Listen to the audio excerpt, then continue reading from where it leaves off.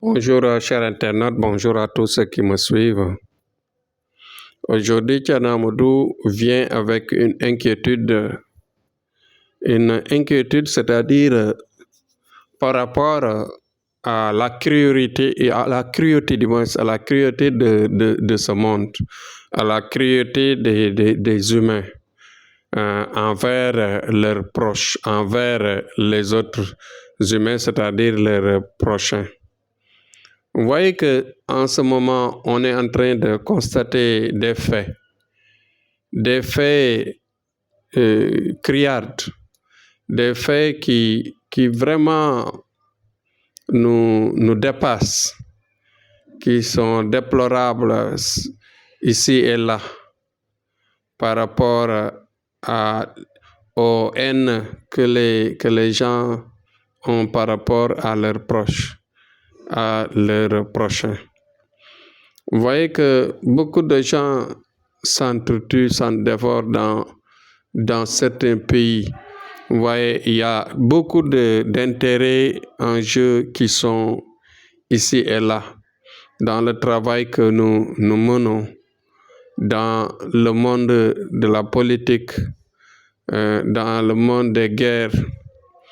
Bon, partout, on voit des cruautés, des actes barbares, des actes ignobles qui parfois n'ont pas raison d'être vraiment. Parce que tout simplement, l'homme devait au moins attendre la décision finale de Dieu. La décision finale de Dieu qui est de, par exemple, créer la vie, faire le partage du destin et ensuite en finir un jour avec la mort naturelle. Mais malheureusement, ce n'est pas ce qui se passe. Actuellement, dans ce monde, les gens anticipent à la mort des autres. Bon, je viens directement dans notre travail, tout en évitant de parler l'autre qui est visible. Dans notre travail, nous voyons beaucoup de féticheurs qui parfois jettent des sorts pour écourter des vies, pour faire du mal, pour tuer rapidement une personne, ce qu'on appelle les cohortes. Il y a des cohortes immédiates, rapides, et il y a des cohortes à long terme, c'est-à-dire à la mort à petit feu. C'est-à-dire comment couper la vie de quelqu'un. C'est ça qu'on appelle cohorte chez nous. Bon, c'est le fait de jeter un sort qui tue. Qui tue parce que la personne peut-être ne te plaît pas, la personne, tu veux voler son héritage, ou bien la personne, tu as des querelles ou bien des problèmes avec elle, ou bien, par exemple, la haine est là et vous ne voulez pas sa vie. Vous ne voulez pas son visage ou bien le fait de cohabiter. Ce qui te pousse à l'éliminer, à vouloir l'éliminer. Donc, si par exemple l'homme savait la mort, la douleur de la mort, les moments de la mort, personne n'aurait souhaité à quelqu'un la mort. Parce que moi, je me dis que c'est parce que les gens ne savent pas cette douleur qui nous attend, ce passage difficile qui nous attend, cette situation inexplicable qui nous attend, qui est la traversée des deux vies, c'est-à-dire de la vie sur terre vers l'au-delà. Vous voyez qu'en quittant le monde, c'est en ce moment qu'on va comprendre qu'est-ce que c'est que l'âme. Les gens ne savent pas ce que c'est que l'âme. L'âme n'est rien d'autre que un physique semblable à notre physique visible. Un physique invisible une silhouette, c'est ça qu'on appelle silhouette, physique invisible, c'est-à-dire étant le jumeau tech de physique que nous portons, qui nous anime. Bon, l'âme est, je dirais que c'est un ensemble. L'âme a des yeux de la tête aux pieds, les ongles, les doigts, les orteils. L'âme a tout ce que le corps contient. Ce qui fait que c'est pourquoi la mort, c'est un passage difficile, c'est-à-dire là, on désanime, c'est-à-dire on enlève toute l'animation du corps physique qui est là. Quand cela sort, se dégage de notre corps physique, l'âme fait mal, le corps va faire extrêmement mal.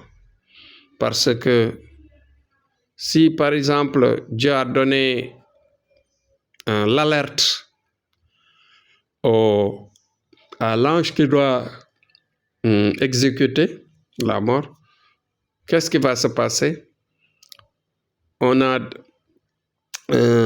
fait ce qu'on appelle, comment dirais-je, le système de désanimation. Voilà, de désanimation, c'est-à-dire que automatiquement, tout ce qui est moteur commence à lâcher. Et au niveau de la poitrine, c'est en ce moment où se trouve le cœur. C'est le cœur maintenant qui déclenche tout et qui montre que c'est la mort. Mais l'homme, avant la mort, l'homme sait qu'il va mourir. Avant la mort, l'homme, avant de mourir, il va savoir cela. Il va voir le monde. Il va comprendre le monde. Il va voir l'au-delà. Il va voir son sort. S'il doit aller au paradis, il le sait. S'il doit aller dans l'autre côté, c'est-à-dire vers l'enfer, il le sait. Tout sera devant lui. Et il ne verra plus le monde physique, les gens qui l'entourent, toi, moi, derrière, devant. Il ne verra plus cela. Il va voir l'ensemble du monde, l'ensemble de la création de Dieu. Ouais. Et en ce moment, l'esprit disparaît, mais l'âme, dans sa dimension, va tout comprendre. Le cœur descend, le moteur se désactive, la mémoire ne peut plus maintenir rien du tout. Et qu'est-ce qui va se passer? C'est au niveau des orteils, passant au doigt, remontant jusqu'au cœur, et ensuite, cela continue jusqu'à la tête pour s'enlever complètement. Et quand, par exemple, automatiquement, l'âme est sortie, l'âme a le même physique, et l'âme va quitter le monde en disparaissant. Si la personne doit aller au paradis, il est pressé, l'âme devient pressée, elle est très très pressée en ce moment. En voyant que le monde lui sent mauvais, le monde lui sent vraiment dégueulasse et que vraiment le corps ne vaut rien, il va savoir que le corps ne vaut rien. Si les gens pleurent, si les gens parlent de tort à travers en criant ici et là, en ce moment, l'âme disparaît et ne se préoccupe même pas des autres. Cela ne l'intéresse même pas parce qu'il s'agit, par exemple, d'un déplacement d'un autre monde. Vous voyez? Donc, c'est ça que les gens doivent comprendre. et qu'en ce moment, il y a un point qu'on ignore. C'est-à-dire, en quittant, si par exemple l'âme sait qu'il doit aller à l'enfer, en ce moment, qu'est-ce qu'il négocie? De refaire encore une seconde. Il va demander des accords pour rester encore une seconde ou 2 secondes pour faire du bien. Et que, bien sûr, le messager va lui dire que aucune seconde ne t'est accordée maintenant. C'est la fin de la vie. Donc, prions à Dieu qu'il nous met dans le droit chemin pour ne pas faire du mal, pour ne pas écouter la vie de qui que ce soit, mais aussi que la mort nous retrouve dans les bienfaits, dans la bonne voie et dans la lumière surtout. C'est important de le signaler, de le dire, parce que l'homme sur terre est en train de faire n'importe quoi et de se comporter n'importe comment, par exemple, de son propre gré, et ne rien comprendre dans sa vie. Et que la vie doit être comprise parce que la mort est là.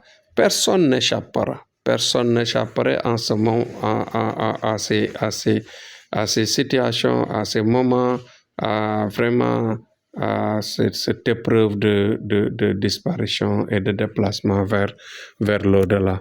Que Dieu nous donne la force de supporter et que les gens qui pleurent les morts, qu'ils arrêtent de pleurer les morts. Peut-être c'est difficile, mais il n'y a rien sur le cadavre. Le cadavre n'est rien que du sable, ne sent rien et ne vaut rien parce que tout simplement, c'était un corps puisé sur le sol et qui va retourner au sol. Voilà, c'était ça le message d'aujourd'hui. Donc, on ne fait que l'enterrer, le corps, et prier pour l'âme, mais le corps ne va rien signifier. Voilà le message que vous devez comprendre. C'était Tcherna Amoudou pour les explications de la vie et de la mort.